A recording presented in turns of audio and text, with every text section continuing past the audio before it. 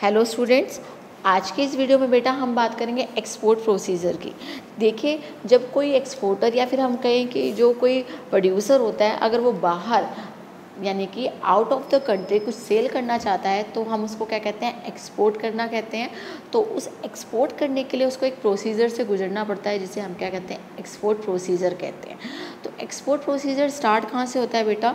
देखिए, export procedure start वहाँ से होता है जब आपका इम्पोर्टर कौन होता है? इम्पोर्टर वो पर्सन होता है जो इंपोर्ट करना चाहता है, यानी कि एक्सपोर्टर वो पर्सन जो एक्सपोर्ट करेगा, माल भेजेगा, और इंपोर्टर वो पर्सन उस कंट्री का पर्सन होता है जो अपना जो हमने माल तैयार किया है उसको वो परचेज़ करना चाहता है। तो हम एक एग्जांपल के साथ एक्सपोर्ट प्रोसीजर को समझ लेते हैं। हम इस एग्जांपल में बेटा ले रहे हैं बासमती राइस को, कि एक एक्सपोर्टर है वो क्या करना चाहता है, बासमती राइस को एक्सपोर्ट करना चाहता है। तो कौन कौन से स्टेप्स हैं जो एक्सपोर्ट प्रोसीजर में यूज़ होते हैं? तो सबसे पहला हमारा जो स्टेप है वो है इंक्वायरी एंड कोटेशन। देखिए बेटा, इंक्वायरी एंड कोटेशन किससे रिलेटेड है? ये इंपोर्टर से रिलेटेड है।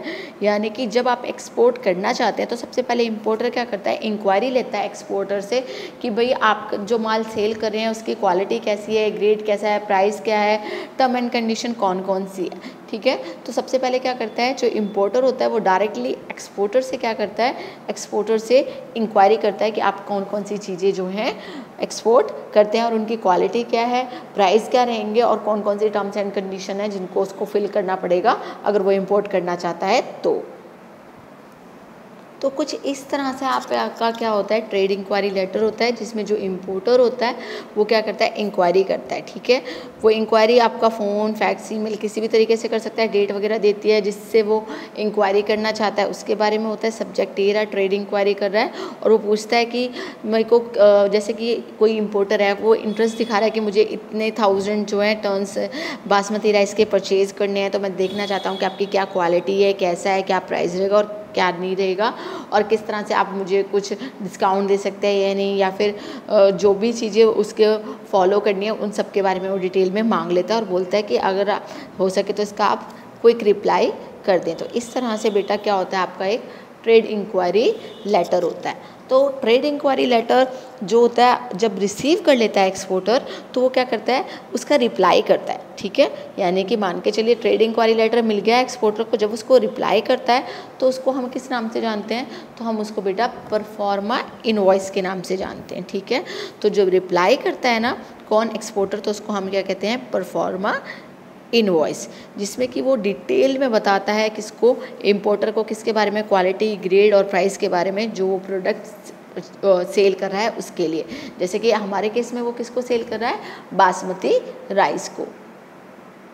इसके अलावा वो मोड ऑफ ट्रांसपोर्ट भी बता देता है कि भाई किस तरीके से आपको ट्रांसपोर्ट किया जाएगा, मेथड ऑफ पैकिंग क्या रहेगा, कंटेनर में पैक करेंगे या किसी और चीज़ में पैक करेंगे, मोड क्या रहेगा, टर्म्स क्या रहेंगे, mode and terms of payment के भाई बिल ऑफ क्रेडिट चल जाएगा या फिर आप कैश पेमेंट करेंगे या किस तरह से करेंगे, इंस्टॉलमेंट में करेंगे, इन सब चीज़ों के बारे में भी डिटेल में वो बता देता है। किसके थ्रू, परफॉर्मा इनवॉइस के थ्रू। तो देखिए कुछ इस तरह से होता है आपका परफॉर्मा। अभी जो हमने बात की उसके बारे में, उसको हम कोटेशन भी बोलते हैं। ये देखिए, ये हमारा एक्सपोर्टर है जिसका नाम ABC है, फिर वो अपना फ़ोन नंबर, ईमेल वगैरह ये सब बताता है। जो आपका इंपोर्टर है उसको बारे में बताता है, उसकी कंट्री के बारे में बताता है, और सब्जेक्ट में क्या बताता है, वो बताता है प्राइस कोटेशन, यानी कि कितना प्राइस वो रखेगा, क्या ग्रेड रहेगा। जैसे देखिए बासमती राइस के साथ वो डील कर रहा है, तो बासमती राइस के ग्रेड A में इतने प्राइस होगा, ग्रेड B का इतना प्राइस होगा, ग्रेड C का इतना होगा, और ये भी बता देता है साथ साथ में कि वो मैक्सिमम कितना जो है वो एक्सपोर्ट कर सकता है। जैसे quantity that can be exported 1000 tons है, डिलीवरी टाइम कितना लगेगा, 3 मंथ्स लगेंगे, और किसके थ्रू वो डिलीवरी कर रहा है, मोड ऑफ डिलीवरी, कभी एयर ट्रांसपोर्ट भी होता है, वाटर ट्रांसपोर्ट भी होता है, तो ये किससे कर रहा है, मेरीन ट्रांसपोर्ट यानी कि वाटर ट्रांसपोर्ट के थ्रू कर रहा है। ठीक है, और नीचे क्या होता है, सिग्नेचर होते हैं किसके, या तो कोई MD होगा या फिर खुद जो आपके ABC एक्सपोर्टर है उसके होते हैं। ठीक है, अब जब हमें क्या मिल चुका है, प्राइस कोटेशन मिल चुकी है किससे, एक्सपोर्टर से, तो जो इंपोर्टर होता है वो ऑर्डर प्लेस करता है। जब वो ऑर्डर प्लेस करता है तो उसे क्या बोलते हैं, रिसीट ऑफ इंडेंट। तो having receive the quotation from the exporter, the importer evaluate, अच्छे से उसको समझता है, और जो ऑर्डर प्लेस करता है उसको टेक्निकल वर्ड में क्या कहते हैं, टेक्निकल वर्ड्स में उसको कहते हैं इंडेंट, यानी कि आप क्या कर रहे हैं, ऑर्डर कर रहे हैं चीज़ का, ठीक है। तो इंडेंट का एग्जाम्पल देख लीजिए, ये हमारा इंडेंट का एग्जाम्पल है, बता रहा है किस तरीके से होगा। जैसे कि ABC एक्सपोर्टर को वो कर रहा है, मेल वगैरह डाल देगा या फ़ोन नंबर वगैरह डाल देगा, और कौन कर रहा है, हमारा MN इम्पोर्टर्स, ठीक है। अब देखिए सब्जेक्ट क्या है, इंडेंट फॉर बासमती इम्पोर्ट, ठीक है। अब वो क्या कर रहा है, इम्पोर्ट करना चाहता है, ठीक है, कौन, इम्पोर्टर। तो वो अब बता देगा कि भाई किस किस तरीके से, जैसे क्वांटिटी उसको 1000 टन चाहिए, कौन सी क्वालिटी चाहिए, ग्रेड A, B या C, उसने ग्रेड A के बारे में बता रखा है, प्राइस इतना बता रखा है, प्लेस ऑफ डिलीवरी के बारे में बता देता है कि कहाँ प्लेस करना है, डिलीवरी पीरियड बता देता है, और पेमेंट भी बता देता है कि मैं 30 डेज़ में करूँगा या 180 डेज़ में करूँगा या कितने डेज़ में करूँगा, ठीक है। और नीचे जैसे उस समय एक्सपोर्टर के साइन थे, इसमें इम्पोर्टर के साइन है। तो सबसे पहले हमने क्या किया, सबसे पहले हमारे पास इंक्वायरी आई थी, ठीक है। इंक्वायरी आने के बाद क्या किया था, हमने परफॉर्मा इनवॉइस की बात की थी, जिसमें प्राइस कोटेशन भेजे थे एक्सपोर्टर ने, किसको, इम्पोर्टर को। फिर अब क्या किया है, जो आपका इम्पोर्टर है उसने इंडेंट भेजा है, यानी कि ऑर्डर भेजा है जो उसको प्लेस करना है। अब नेक्स्ट स्टेप देखते हैं क्या होता है। अब जब उसने ऑर्डर प्लेस कर दिया है तो जो आपका एक्सपोर्टर है वो क्रेडिट वर्थीनेस चेक करता है, किसकी, इम्पोर्टर की। क्रेडिट वर्थीनेस का मतलब क्या होता है कि भाई वो उधार पे पैसा ले रहा है तो कैसे चुकाएगा, क्या वो उसकी मार्केट में इमेज है या नहीं, ये सब चीज़ें देखना पड़ेगा ना, कि मोड ऑफ जो पेमेंट है वो कैसा है, जो ऐसा तो नहीं है मैं पैसा जहाँ लगा रहा हूँ डूब जाए, ऐसा तो नहीं है नॉन पेमेंट हो जाए, रिस्क तो नहीं है मुझे किसी तरह का। तो इस तरह से वो सब कुछ चेक करता है। तो इसको चेक करने के लिए सबसे पहले वो क्या करता है, जो सबसे बेस्ट मेथड है वो है letter of credit. Letter of credit में क्या होता है, लेटर ऑफ क्रेडिट में जो इम्पोर्टर का बैंक होता है ना, वो गारंटी देता है कि अगर इम्पोर्टर कहीं ना कहीं पेमेंट नहीं कर पाया तो वो पेमेंट मैं करूँगा, ठीक है। तो जो लेटर ऑफ क्रेडिट होता है वो गारंटी दी जाती है, कौन देता है गारंटी, बैंक देता है, किसका, इम्पोर्टर का, कि कल को अगर इम्पोर्टर पेमेंट नहीं कर पाया तो मैं करूँगा। तो ये सबसे सेफेस्ट वे होता है एक्सपोर्ट करने का, कि आप क्या कर लें, लेटर ऑफ क्रेडिट का यूज़ करें ड्यूरिंग एक्सपोर्ट। तो देखिए कुछ इस तरह से आपका लेटर ऑफ क्रेडिट होता है, जिसमें लिखा होता है issue for document of credit, form of document credit, ये सारी बहुत सारी डिटेल होती है। फिर इसके बाद बताया होता है कि कितने टाइम बाद ये एक्सपायरी हो जाएगा, कौन से बैंक ने किया है, एप्लीकेंट कौन है, बैंक मतलब किसका नाम आ जाएगा, जो MN इम्पोर्टर के बैंक का नाम है वो आ जाएगा, बेनिफिशियरी कौन होगा, अमाउंट कितना दे रहा है, कितना नहीं दे रहा, कितने टाइम के लिए उधार दे रहा है, ठीक है। ड्राफ्ट एट साइट मतलब जैसे ही दिखाएंगे तो उसको पेमेंट मिल जाएगी, ठीक है। पार्शल शिपमेंट है या नहीं है, ट्रांसशिप, ये बहुत सारी डिटेल होती है। और इसके अलावा प्रेजेंटेशन पीरियड दिया होता है कि कितने टाइम पीरियड तक आप उसको दिखा सकते हैं। तो लिखा हुआ है up to 180 days after shipment, यानी कि अगर आपने शिपमेंट कर दिया है, यानी कि एक्सपोर्टर ने माल भेज दिया है, तो उसके अंदर 180 दिन के अंदर आप क्या कर सकते हैं, दिखा सकते हैं कि हमें पैसे दे दीजिए। तो मैनेजर ऑफ बैंक जो होता है वो साइन करता है और उसका नाम लिखा जाता है और डेट मेंशन की जाती है। तो इस तरह से ये क्या होता है, हमारा लेटर ऑफ क्रेडिट होता है, जो किसकी मदद करता है, इम्पोर्टर की मदद करता है, ताकि वो ईजिली क्या कर सके, इम्पोर्ट कर सके। और इसके साथ साथ एक्सपोर्टर को भी इससे फ़ायदा होता है, क्योंकि उसको टेंशन नहीं होती, रिस्क नहीं होता कि उसकी जो मनी है वो डूब जाएगी, ठीक है बेटा। अब बात हो चुकी है किस किस के बारे में कि भाई लेटर ऑफ क्रेडिट के थ्रू मुझे पेमेंट मिल जाएगी, बात हो चुकी है। ये भी बात हो चुकी है कि मुझे जो है इम्पोर्टर को माल सप्लाई करना। अब मैं क्या करूँगी, माल सप्लाई करने से पहले, एक्सपोर्ट करने से पहले मुझे लेना पड़ता है एक्सपोर्ट लाइसेंस। अभी मैंने आपको बताया था कि जब हम विद इन कंट्री कुछ काम करते हैं तो हमें बहुत डिटेल लेने की ज़रूरत नहीं होती, बहुत सारी फॉर्मेलिटीज़ नहीं करनी पड़ती। बट जब हम एक्सपोर्ट करते हैं, फॉरेन कंट्री से डील करते हैं, तो बहुत सारी फॉर्मेलिटीज़ हमें पूरी करनी पड़ती है। उन्हीं में से एक हमारे क्या आती है, एक्सपोर्ट लाइसेंस, यानी कि आपको क्या करना पड़ेगा, लाइसेंस लेना पड़ेगा। तो लाइसेंस लेने के लिए सबसे पहले क्या करना पड़ेगा बेटा, लाइसेंस लेने के लिए सबसे पहले आपको एक अकाउंट ओपन करना पड़ेगा, जो रिजर्व बैंक ऑफ इंडिया आपको बताएगा। और फिर आपको क्या लेना पड़ेगा, इंपोर्ट एक्सपोर्ट कोड लेना पड़ेगा, ठीक है, जो कि किससे लेना पड़ेगा, directorate general of foreign trade, इससे आपको क्या लेना पड़ेगा, एक एक्सपोर्ट इंपोर्ट कोड लेना पड़ेगा, ठीक है। और अगर आपको मान के चलिए कोई एग्रीकल्चर प्रोडक्ट वगैरह कर रहे हैं तो टू गेट, जैसे अभी बासमती राइस की बात कर रहे हैं, तो हमें क्या करना पड़ेगा, रजिस्ट्रेशन करवाना पड़ेगा किसके पास, agriculture and processed food product export development authority से, ठीक है। और वहाँ से हमें क्या लेना पड़ेगा, रजिस्ट्रेशन और मेंबरशिप लेनी पड़ेगी। तो जब हमें रजिस्ट्रेशन लेना है export credit and guarantee corporation से, तो हमें क्या पढ़ना पड़ेगा, अगर हम रजिस्ट्रेशन करवा लेते हैं तो जो रिस्क होता है कि मान के चलिए कल को हमें पेमेंट नहीं मिलेगी, वो रिस्क भी हमारा कम हो जाता है, ठीक है। अब उसके बाद अगर हमने सारी फॉर्मेलिटी पूरी कर ली है, जैसे कि हमने कोई अकाउंट भी खुलवा लिया है, उसके बाद हमने रजिस्ट्रेशन भी करवा लिया है, मेंबरशिप भी ले लिया है, तो इन सब चीज़ों करने के बाद इस तरह का हमें क्या मिलता है, सर्टिफिकेट मिलता है, ठीक है। क्या होता है, certificate of importer exporter code, जिसे हम IACV कहते हैं, ठीक है। तो ये इस तरह से, जैसे ABC एक्सपोर्टर तो हमारा उसने लिया, उसका एड्रेस वगैरह होगा, जो उसका डायरेक्टर होगा उसके साइन वगैरह होंगे, तो इस तरह से हमारा क्या होता है, ये हमारा सर्टिफिकेट होता है, certificate of importer exporter code, जिसको हम क्या बोलते हैं, लाइसेंस लेना, ठीक है। अब आप एक्सपोर्ट लाइसेंस भी ले चुके हैं, आपके पास ऑर्डर भी आ चुका है, अब क्या करना है, उस ऑर्डर को तैयार करने के लिए आपके पास क्या चाहिए, पैसा होना चाहिए। तो अब हमें क्या लेना पड़ेगा, ऑब्टेन प्री शिपमेंट फाइनेंस लेना पड़ेगा, ठीक है। तो इसके लिए क्या करना पड़ेगा, हमें उधार लेना पड़ेगा एक्सपोर्टर को, ताकि क्या कर सकें, जो हमें पैकिंग पे खर्चा होगा, ट्रांसपोर्टेशन पे खर्चा होगा, कोई रॉ मटेरियल हम परचेज करके उस पर खर्चा होगा, तो वो सारी चीज़ों के लिए हमें क्या चाहिए, पैसा चाहिए। उसके लिए वो क्या करता है, अलग अलग बैंक में अप्लाई करता है ताकि वो पैसे को मिल सके, ठीक है। तो अब क्या करेगा, वो अब उधार लेगा, उधार कह सकते हैं, क्रेडिट पे पैसा लेता है, फाइनेंस लेता है, ताकि वो जो चीज़ें उसका ऑर्डर आया है उसको वो कंप्लीट कर सके, क्योंकि अचानक से तो इतना सारा पैसा उसके पास अवेलेबल नहीं होता कि वो प्रोडक्ट तैयार कर पाए। अब क्या होता है, उसने फाइनेंस ले लिया, कहाँ से ले लिया, उधार ले लिया, बैंक ने उसको फाइनेंस दे दिया, ठीक है, पैसा दे दिया। अब क्या करेगा, प्रोसेसिंग ऑफ रॉ बासमती और पैडी। अब देखिए, क्योंकि हम एग्जांपल बासमती राइस का ले रहे हैं, तो अब वो क्या करेगा, जो ABC एक्सपोर्टर है वो बासमती राइस को क्या करेगा, अच्छे से उसकी क्वालिटी वगैरह चेक करके सब कुछ दिखा के, अब वो क्या करेगा, उसके प्रोडक्ट देख लेगा कि भाई जो मेरा प्रोडक्ट है अकॉर्डिंग टू इम्पोर्टर के अकॉर्डिंग है, और फिर उसके बाद क्या करेगा, अपनी गुडविल बनाने के लिए उस प्रोडक्ट को उसके अकॉर्डिंग बनाएगा, जैसा स्टैंडर्ड ऑफ क्वालिटी उसने बताई है, ठीक है। तो अब क्या करता है, वो उस प्रोडक्ट को, यानी कि जैसे कि मान के चल रहे हैं हम बासमती राइस को as per the condition of, आप कह सकते हैं इम्पोर्टर की कंडीशन पे उस चीज़ को बनाने की कोशिश करता है, जैसे उसने बताया। देखिए अभी हमने बात की थी कि जो इम्पोर्टर बताएगा कि भैया आपको पैकेज 5 kg में होनी चाहिए, 20 kg में होनी चाहिए, 10 kg में होनी चाहिए, उसी हिसाब से करेगा। कंटेनर में, तो कंटेनर में अगर वो बोलता है पैकिंग होनी चाहिए प्लास्टिक पेपर में, तो प्लास्टिक पेपर में करेगा। तो इस तरह की सारी बातों का ध्यान रखा जाता है, और साथ साथ में हाइजीन होने का भी ध्यान रखा जाता है कि भाई जो भी प्रोडक्ट है वो हाइजीनिक तरीके से पैक किया जाए।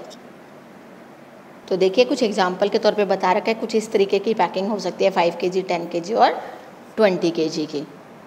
अब हमने बात की थी कि वो किसके थ्रू भेज रहा है अपना माल, मेरीन के थ्रू, यानी कि वाटर के थ्रू। तो क्या होगा, प्री शिपमेंट इंस्पेक्शन होगी। प्री शिपमेंट इंस्पेक्शन का मतलब क्या होता है, जब आप माल शिप कर रहे हैं, यानी कि जब आप अपना माल को जो है डिस्पैच कर रहे हैं, अपने यहाँ से भेज रहे हैं, तो पहले चेक होगा, ठीक है। तो अगर आप चेक करना चाहेंगे तो क्या होगा, एक्सपोर्ट इंस्पेक्शन सर्टिफिकेट होगा जो आपको लेना पड़ेगा, ठीक है। कहाँ से लेना पड़ेगा, जैसे देखिए बहुत सारी ऐसी कंट्री होती है जिसमें क्या होता है, आपको ये जो आपका एक्सपोर्ट इंस्पेक्शन सर्टिफिकेट है वो दिखाने की नीड नहीं होती, बट बहुत सारी ऐसी कंट्री जिसमें आपको दिखाना पड़ता है। जैसे कि बता रहे हैं कि अगर हम यूरोपियन यूनियन, सिंगापुर, इन सब से डील करते हैं तो हमें क्या करना पड़ता है, हमें दिखाना पड़ता है क्या, एक्सपोर्ट इंस्पेक्शन सर्टिफिकेट। बट आजकल के लोग अपनी गुडविल बनाने के लिए, अपना प्रोडक्ट अच्छा है ये बताने के लिए वो क्या करते हैं, चाहे वो किसी भी कंट्री से डील कर रहे हैं, फिर भी वो अपना एक्सपोर्ट इंस्पेक्शन सर्टिफिकेट लेते हैं ताकि उनकी मार्केट में एक इमेज बनी रहे, ठीक है। तो देखिए कुछ इस तरीके से एक्सपोर्ट इंस्पेक्शन काउंसिल जो होती है वो सर्टिफिकेट इशू करती है, किसका, सर्टिफिकेट ऑफ अप्रूवल, कि जो प्रोडक्ट बनाया गया है वो एक्सपोर्ट के लिए बिल्कुल ठीक है, परफेक्ट है, ठीक है। यानी कि अब क्या है कि किसी की भी इमेज बनाने के लिए एक्सपोर्टर को क्या लेना पड़ता है, सर्टिफिकेट लेना पड़ता है। किस चीज़ का, एक्सपोर्ट का, कि भाई हमारा एक्सपोर्ट इंस्पेक्शन सर्टिफिकेट लेना पड़ता है कि जो भी प्रोडक्ट मैं बना रहा हूँ वो एक्सपोर्ट करने के लिए रेडी है, एक्सपोर्ट क्वालिटी स्टैंडर्ड से तैयार है, ठीक है।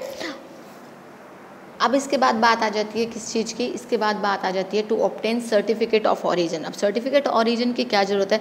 देखिए बेटा, जब बात की जाती है जैसे बासमती राइस हो गया, कुछ एग्रीकल्चर प्रोडक्ट की, तो इस चीज़ की यानी कि सर्टिफिकेट ऑफ ऑरिजिन की जो नीड होती है वो बहुत बढ़ जाती है। ऐसा क्यों होता है? क्योंकि पता होना चाहिए कि कौन से पर्टिकुलर जोग्राफिकल एरिया से वो प्रोडक्ट जो है वो बन रहा है। ठीक है, जैसे कि अब देखिए बासमती राइस है तो आपने सुना होगा कहीं पर बहुत लंबे बासमती राइस होते हैं, छोटे होते हैं, टुकड़ी होते हैं, कहाँ पर क्या कौन से बासमती राइस उग रहे हैं। तो इस चीज़ को जानने के लिए क्या होता है, एक पर्टिकुलर बताना पड़ता है, सर्टिफिकेट ऑफ ऑरिजिन लेना पड़ता है कि हाँ भाई कहाँ से जो है ये बासमती राइस आपने जो है ग्रो किए हैं। क्योंकि हर एक बासमती राइस की खुशबू अलग होती है, फ्लेवर अलग होता है, साइज़ अलग होता है, इसलिए उस पर्टिकुलर ओरिजिन को आपको क्या करना पड़ता है, शो करना होता है। तो certificate of origin is important also for the reason that it helps to get concession and exemption in the country where the imports are being made. तो जहाँ पर एक्सपोर्ट कर रहे हैं आप, वहाँ पर भी उनको क्या मिल जाता है, कंसेशन मिल जाता है, एग्जाम्पशन मिल जाती है किस चीज़ की, प्रोडक्ट की, अगर आपको पता चल जाए कि भाई ये प्रोडक्ट जो है वो कहाँ से लिया गया है। ठीक है, इसके अलावा उसकी एक क्वालिटी बनाने के काम आता है, आइडेंटिटी बन जाती है कि हाँ भाई इस तरह के, जैसे कि बासमती राइस अगर केरला में बहुत अच्छे हो रहे हैं, ठीक है, या फिर मध्य प्रदेश में, वेस्ट बंगाल बेस्ट होता है, वेस्ट बंगाल के लिए बहुत बोला जाता है, तो फिर उस चीज़ के लिए एक स्पेशल एरिया हो जाता है कि हाँ यहाँ के बासमती राइस हैं तो अच्छे ही होंगे। आइडेंटिटी उनको डिफरेंट मिल जाती है। ठीक है, किसके थ्रू, सर्टिफिकेट ऑफ ऑरिजिन के थ्रू। अब बात आ जाती है रिजर्वेशन ऑफ शिपिंग स्पेस। इसमें क्या होता है कि अगर आप मान के चल रहे हैं शिपिंग के थ्रू अपने भेज रहे हैं प्रोडक्ट को, या फिर मेरीन इंश्योरेंस करवाना है आपको, या फिर आप मान के चल रहे हैं कि मेरीन के थ्रू वाटर ट्रांसपोर्ट के थ्रू अपने प्रोडक्ट आगे भेज रहे हैं, तो आपको क्या करना पड़ेगा, रिजर्वेशन करवाना पड़ेगा। किसके लिए, स्पेस के लिए, भी प्रोडक्ट के लिए आप जो सेल एक्सपोर्ट कर रहे हैं उसके लिए स्पेस है या नहीं। ठीक है, तो देखिए जो इंडिया होती है वो ज़्यादातर किसके थ्रू करती है, सी ट्रेड करती है। ठीक है, तो इसलिए उसको क्या करना पड़ता है, इंडिया को जो मोस्टली फॉरेन ट्रेड है वो किस पे डिपेंड है, हमारा सारा शिपिंग कंपनी पे डिपेंड है। तो इसीलिए क्या करना पड़ता है, हमें बुक करवाना पड़ता है, कैसे, पहले से एडवांस में बुक करवाना पड़ता है। So this booking is done with the shipping company. जो शिपिंग कंपनी होती है उसके थ्रू हम क्या करते हैं, शिप वाली की जो कंपनी होती है जो शिप का काम कर रहे हैं, उसके थ्रू हम क्या करते हैं, अपने बुकिंग करवा लेते हैं। The shipping company is inform about the quantity. अब बताइए जैसे हम बासमती राइस की कर रहे हैं तो हमें उसकी पहले क्वांटिटी बतानी पड़ेगी कि कितनी क्वांटिटी हम जो है एक्सपोर्ट कर रहे हैं, डेट क्या होगी शिपमेंट की, कब कर रहे हैं, कब तक डिलीवर हो जाना चाहिए, इस सारी चीज़ों के बारे में हमें बताया जाता है। ठीक है, उसके बाद हम क्या करते हैं, इतनी सारी डिटेल देने के बाद जब हमें हम बता देते हैं कि हाँ इस तरह से अब हमें क्या बोलते हैं शिपमेंट करनी है, इतने दिनों में पहुंचाना है, तो हम उसको कंपनी को रिक्वेस्ट करते हैं और वो जो कंपनी होती है वो शिपिंग ऑर्डर दे देती है। ठीक है, शिपिंग ऑर्डर मतलब कि हाँ आप उस दिन क्या कर सकते हैं, शिपिंग कर सकते हैं अपने माल की। तो shipping order contain a direction to the captain of the ship that the basmati may be loaded on to the ship after the custom clearance as per the detail mention in the shipping order. जो shipping order होता है उसमें सब कुछ detail लिखी होती है कि आपको क्या क्या फॉर्मेलिटी करने के बाद जो है आपका जो प्रोडक्ट है उसकी शिपमेंट कर दी जाएगी। किसके लिए, बाहर जिस कंट्री में आपको भेजना है उस कंट्री के लिए। तो देखिए कुछ इस तरीके से आपका शिपिंग ऑर्डर होता है, name of the company, shipping company की बात हो रही है, कस्टमर नंबर वगैरह सारी डिटेल होती है, डिस्क्रिप्शन होता है, क्वांटिटी कितनी कर रहे हैं, कितने कार्टन्स हैं, ठीक है, उसके अंदर टोटल वेट कितना है, कब पैक किए गए थे, कैसे किए थे। तो ये सारा जो होता है ये हमारा क्या है, शिपिंग ऑर्डर है, जो एक शिपिंग कंपनी देती है किसको, एक्सपोर्टर को, कि हाँ भाई अब आपका माल शिप कर दिया जाएगा। अब आप रिजर्वेशन करवा चुके हैं कि हाँ भाई हमें अपना जो ऑर्डर है वो शिप करना है, इस डेट पे करना है, ऐसे करना है, तो आपने क्या कर लिया, आप स्पेस रिजर्व कर लिया, किसमें, शिपिंग कंपनी में बता दिया कि भाई हमें इस तरह से माल क्या करना है, एक्सपोर्ट करना है। तो अब क्या करना है, जो माल हम बता रहे हैं यानी कि जो बासमती राइस की हम बात करें, अब उसको पैक कर दिया जाएगा, किसके लिए, शिपमेंट के लिए। तो नेक्स्ट स्टेप हमारा आ जाएगा पैकिंग एंड फॉरवर्डिंग, यानी कि हम पैक कर देंगे। अब इसमें क्या होगा, उस पैक के ऊपर नेट पे लिखा होगा कि इसका वेट कितना है, नेम लिखा होगा, डिटेल लिखी होगी किस चीज़ की, उस प्रोडक्ट की जो आप दे रहे हैं। ठीक है, तो weight of the pack, name और डिटेल होगी, साथ साथ में इंपोर्टर की, उस पोर्ट की जहाँ पर वो कंसाइनमेंट जो है वो डिलीवर किया जाएगा, मीन्स पूरी एक डिटेल होगी। ठीक है, उस डिटेल में सब कुछ लिखा होगा कि भाई ये प्रोडक्ट आपको कब देना है, किसे देना है, इंपोर्टर कौन है इसका, वेट कितना है टोटल इसका, और कौन से पोर्ट पर ये पहुंच रही है, ठीक है। इन सारी चीज़ों का हम अरेंजमेंट करते हैं। और इसके अलावा जो है वो हमारी मर्जी होती है कि हम क्या करें, जहाँ पर हमें पहुँचाना है, यानी मान के चलो किसी पोर्ट पर पहुँचाना है तो उसके पहुँचने के लिए हम कौन सा ट्रांसपोर्ट यूज़ करें, यानी कि हम रोड ट्रांसपोर्ट यूज़ करें कि रेलवे का यूज़ करें, वो हमारी मर्जी होती है, ठीक है, कि हम रोड ट्रांसपोर्ट यूज़ करें या रेलवे यूज़ करें, किस चीज़ के लिए, अपने कंसाइनमेंट को कहाँ तक पहुँचाने के लिए, शिपिंग यानी आप बोल सकते हैं शिपिंग कंपनी तक पहुँचाने के लिए, या फिर उस पोर्ट तक पहुँचाने के लिए जहाँ से माल हमारा आगे डिलीवर होगा। अब बात कर लेते हैं इंश्योरेंस ऑफ कंसाइनमेंट। देखिए कभी कभी क्या होता है, डर लगा रहता है कि भाई ओशन में कभी बहुत ज़्यादा तूफान आ जाता है, कभी कुछ भी हो सकता है माल वो टाइम पर ना पहुँचे या कुछ भी XYZ, तो बहुत सारा रिस्क रहता है। तो उस रिस्क को दूर करने के लिए, उस रिस्क को बेयर करने के लिए हम क्या करते हैं, इंश्योरेंस करवाते हैं। किसका? उस कंसाइनमेंट का जो हम किसको दे रहे हैं, आगे फर्दर हम एक्सपोर्ट करें। हो सकता है ना कुछ भी गलत हो सकता है, तो उस रिस्क को कम करने के लिए, उस रिस्क की भरपाई करने के लिए जो हम क्या करते हैं, हम इंश्योरेंस करवाते हैं, ठीक है। So this will help to cover the risk of loss और damage to the consignment during the shipment. In fact insurance is hardly essential in case of foreign trade. तो फॉरेन ट्रेड कभी भी हम करें तो हमें इंश्योरेंस ज़रूर करवा लेना चाहिए, क्योंकि जो रिस्क होता है, हो सकता है कि ड्यूरिंग ट्रांजैक्शन या ड्यूरिंग आप कह सकते हैं शिपमेंट कोई लॉस हो जाए, कहीं कोई रिस्क हो, ख़राब ना हो जाए प्रोडक्ट, तो हमें क्या करवाना होता है, इंश्योरेंस करवाना होता है, ठीक है। और ये बहुत ही बेनिफिशियल रहता है एक्सपोर्टर के लिए।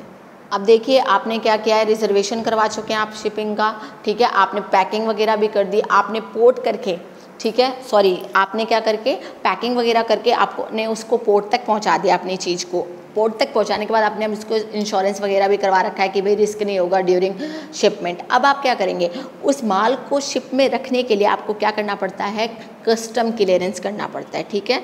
For exporting the goods clearance of custom has also भी ऑब्टेन। क्या होता है custom clearance?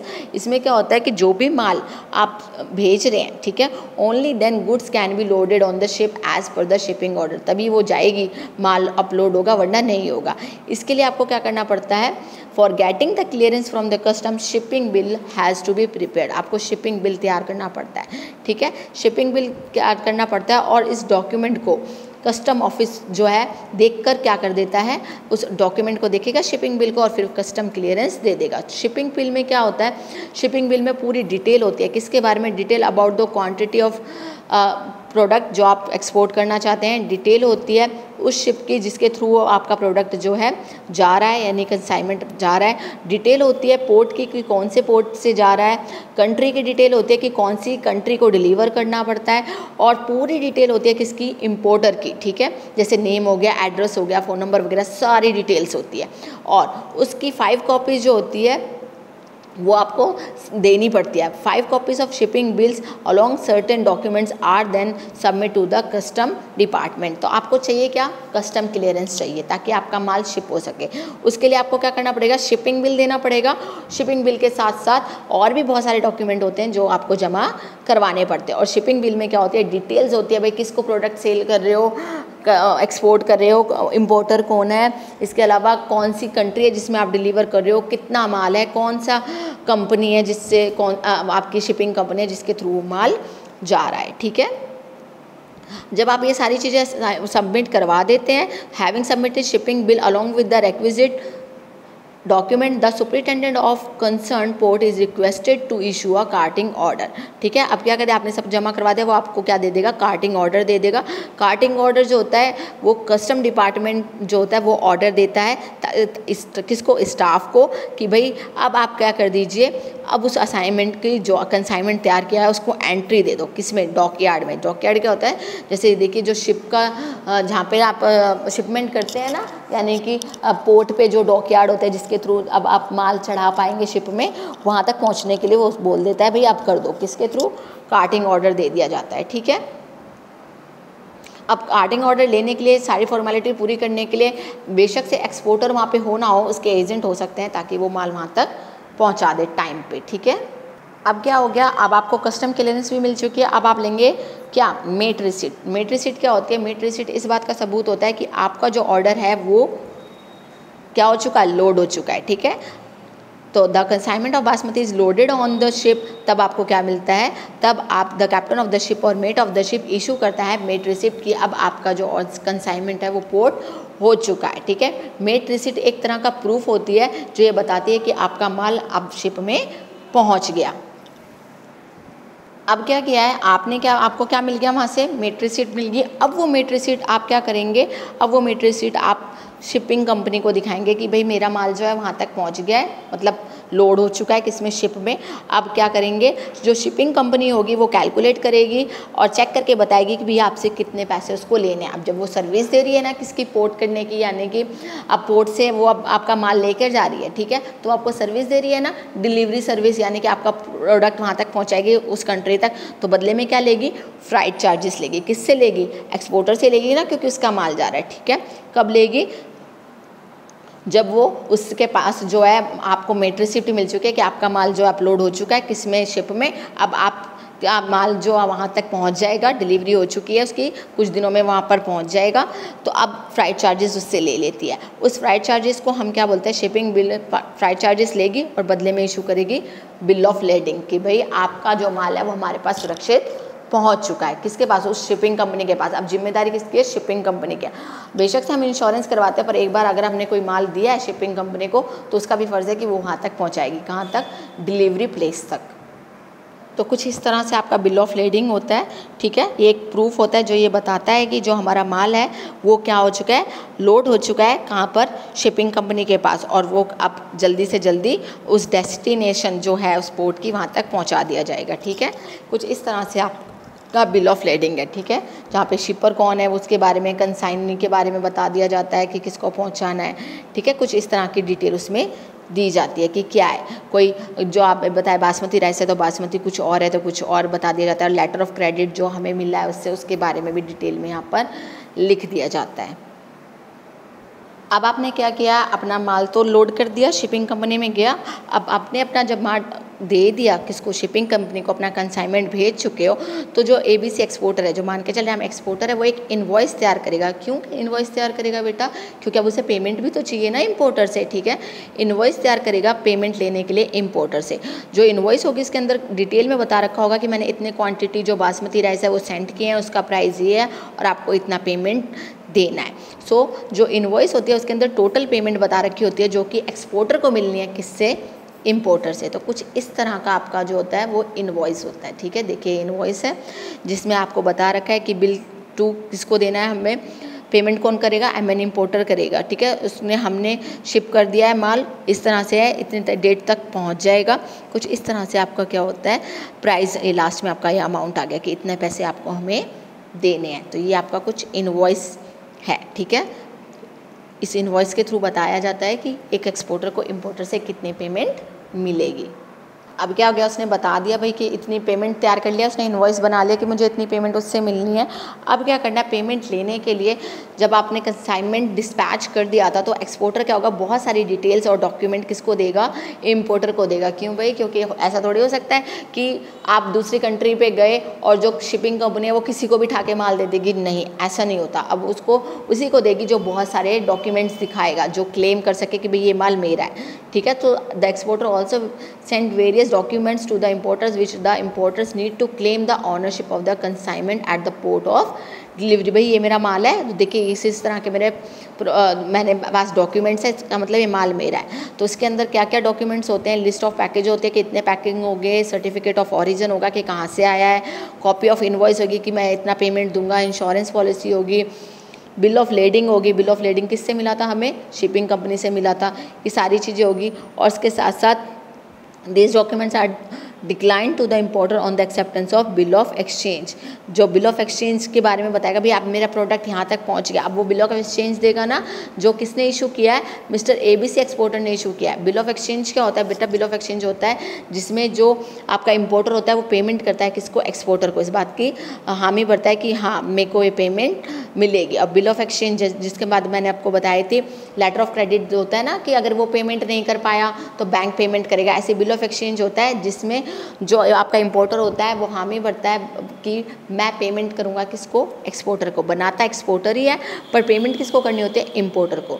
So bill of exchange is an order to the importer to pay certain sum of money to the exporter. जब वो bill of exchange ले लेता है तो इम्पोर्टर जो है वो पेमेंट दे देता है किसको, एक्सपोर्टर को। ठीक है,